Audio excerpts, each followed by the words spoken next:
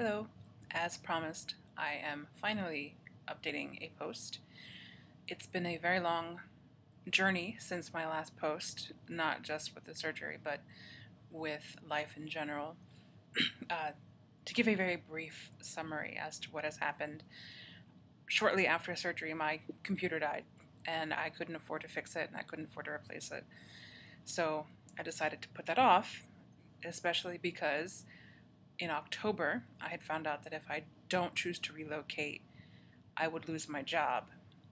So I have moved cross country from LA to South Carolina, pretty big change. And it's just been a very, very interesting. There's a lot of things that has happened. To to really get down to the nitty gritty about what most of you are probably interested in. Since surgery, I've lost about 40 pounds. Now I say about because I have not been good in keeping track with any of my my measurements for a long time due to technical difficulties, which is not an excuse, but I'm going to throw that out there. Um, I was really close to my first goal. My first goal is to reach 250, and I was 2 pounds away from it. And when a month or so before the move occurred and during the move, things got very stressful. And everything that I owned was packed up into boxes, so I couldn't cook anything, and I had to eat out a whole lot. And I tried to be very sensible about when I go out to eat. I try to be very sensible. But you can be as sensible as you want, and sometimes takeout food or food at restaurants is just really not the best for you. I gained about 10 pounds from the move, and I'm still trying to lose it. Um, Other things that I thought were very interesting was that I had my fourth adjustment, and not until I had my fourth adjustment did I really notice a difference in my ability to intake. Um, I also had a really crazy experience during my third adjustment. Be interested to know if anyone else kind of had this happen.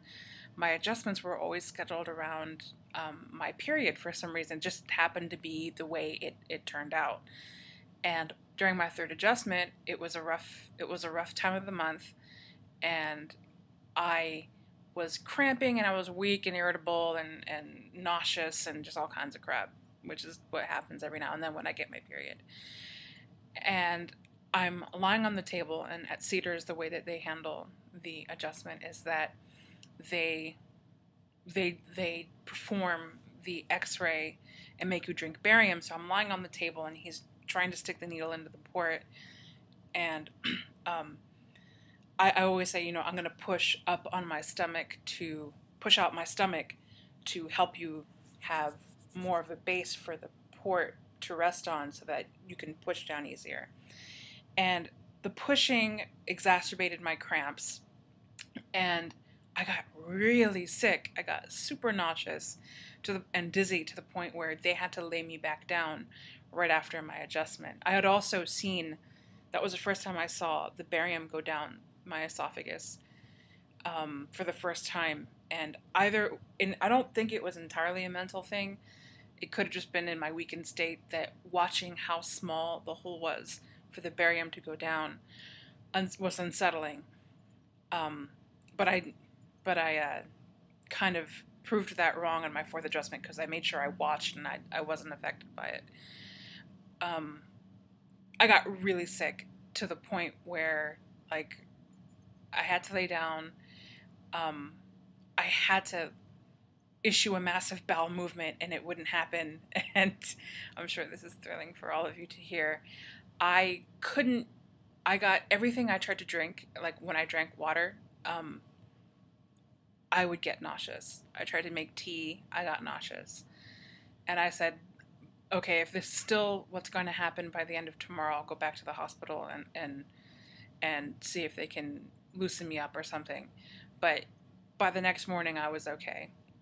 I just thought that was very strange. So for my next adjustment, I made sure I scheduled it totally off of my period so I won't have that experience again. So my fourth adjustment, Didn't have that nastiness, but I did notice the tightness and the restriction quite a lot, which is great. Um, and either mentally my perception has changed on what's too much, is now I look at what normal people eat, and I'm like, okay, yeah, that's too much food. And I'm kind of concerned with the fact that I've had to eat out so often since the move. If I've stretched my pouch, I'm gonna I'm gonna like err on the negative side and say that I have stretched out a little bit.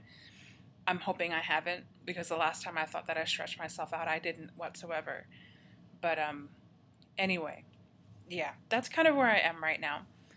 I am not in South Carolina right now. Work has sent me to Atlanta, Georgia, and I'm in this really fancy Westin hotel. Going to give you a quick panoramic. Oops, oopsie daisy. The coffee maker, the door, the first flat screen TV, part of the panoramic window, the second flat screen TV. How excessive, right? And you probably can't see it because it's dark. The king size bed, which I have never slept in a king size bed before. When I got in and woke up the following morning, I didn't know which way was up. It was very funny. So I'm here, and I'm actually kind of ill. I've had a sore throat since I've checked in, and I'll be here for a few weeks. And there's a big list of things that I want to do while I'm here, and I'm going to try and not be as much of a shut-in as I have been since I got here. For the rest of my time here, I have not, in my new home, I have not contacted my doctors for my new adjustment, and I need to do that because I know for sure I need an adjustment pretty badly. Yeah, it's been very, very interesting past almost a year. It's been almost, in fact, according to my cell phone, I am 342 days out since my surgery. I'm not discouraged, even though I know, statistically speaking, they say that people who are a year out, they lose, I think, 32% of their body weight, and I know I haven't lost that much. I'm also some people would consider this cheating, but I don't. I don't count the amount lost from surgery. Whenever I say I've lost X amount of weight, I always count from my highest amount. And you should never, if you are counting from your surgery, I think you're kind of doing yourself a discredit. I think you should be counting from your highest weight, and because it's true, you've lost X amount of pounds in your entire life. So before I left, I was 263, and at my heaviest I was 333. So that to me is a huge difference and something to be proud of. And I've heard a lot of people talk about this before, and talk about how their lives change through surgery and through weight loss in general.